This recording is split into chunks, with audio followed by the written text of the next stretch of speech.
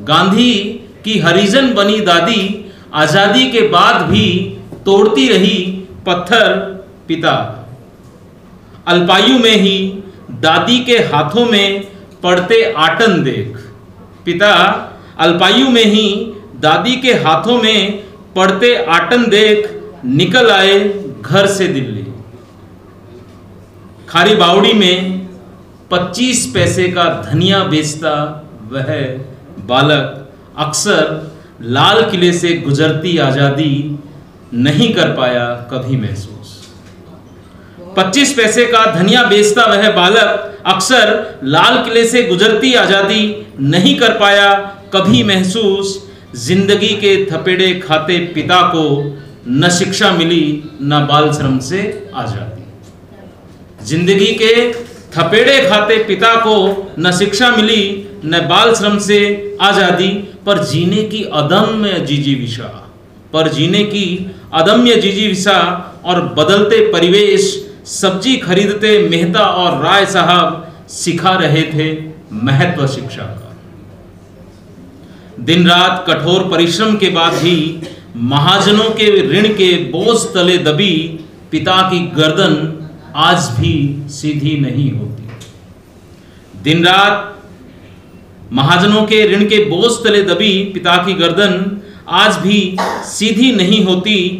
बचपन से बुढ़ापे की ओर अग्रसर पिता आज भी नहीं जानते आज़ादी का अर्थ। लेकिन पिता जानते थे बुद्ध, कबीर, फुले और अंबेडकर का नाम।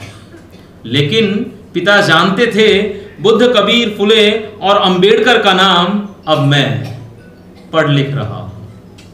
अब मैं पढ़ लिख रहा हूँ, कर रहा हूँ कोशिशें जातिवाद के पत्थरों को तोड़ने की। पिता की झुकी हुई गर्दन सीधी करने लड़ रहा हूँ। तुम्हारी वर्ण श्रेष्ठता के झूठे दम से समझ आने लगा है मुझे आज़ादी का मतलब। हाँ, मेरी आज़ादी का रंग नीला है। हाँ, मेरी आज़ादी का रंग नीला है। दादी तोड़ती रही पत्थर गुलाम देश में। टूटते पत्थरों से फूटती चिंगारियों ने सिखाया फलसफा जिंदगी का। टूटते पत्थरों से फूटती चिंगारियों ने सिखाया फलसफा जिंदगी का। दादी ने सुन लिया था एक नाम गांधी बाबा और आज़ादी का। बहुत दिनों तक रंगी रही घर की दीवारें हरी, सफ़ेद और केसरिया। बहुत दिनों तक रंगी रही घर की दीवारें हरी, सफ़ेद और केसरिया। वो दीवारें जिन्होंने मिलकर बनाया था घर को घर। वो दीवारें जिन्होंने मिलकर बनाया था घर को घर। पिछले कई सालों में आज एक एक दीवार पर कब्जा हर रंग का। मारकाट, दंगे फसाद, मॉब लिंचिंग, हेट स्पीच से सजी दीवारों से त्रस्त मैं रंग देना चाहता हूँ सभी दीवारों को नीले रंग से, ताकि घर बचा सकूं, ताकि घर बचा सकूं। हाथों में थाम कुछ खाता हुआ चिलचिलाती धूप में नंगे पांव ट्रैफिक के बीचों बीच दौड़ता एक बचपन अखबार अखबार चिल्लाता हुआ। पास से गुजरती सरसर करती पसीने से तरबतर मलिन हाथों में थमी एक झाड़ू अपना काम कर जाती है और मेरी आंखों पर पड़ी लोकतंत्र की धूल को साफ कर जाती है। स्त्री जब भी लिखना चाहती है कविता, वह लिखती है केवल महागाथा जीवन की। स्त्री जब भी लिखती है चांद, तो अंधेरों को नाप आती है इस छोर से उस छोर तक। स्त्री जब भी लिखती है आकाश, तो लांग जाना चाहती है क्षितिज के उस पार।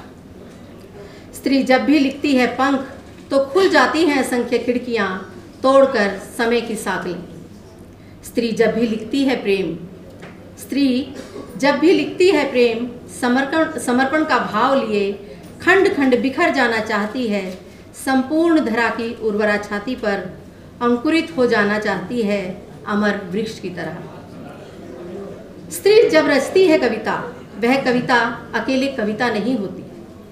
उसके साथ वे सब स्त्रियां जो कभी नहीं लांघ सकी अंधेरों को, जो कभी नहीं लांघ सकी घर की दहलीज को, जिन्होंने नहीं महसूस की स्वच्छंद तरोताजा प्राणवायु, स्त्रियां जो नहीं कर सकी कभी प्रेम का इजहार, घुटती रही तमाम उम्र, उठती रही साथ जुड़े रिश्तों, उठाती रही साथ जुड़े रिश्तों का बोझ, संबंधों को सहेजती और संवारती। स्त्री की कविता बंद कमरे में बैठकर साहित्यिक होना नहीं है।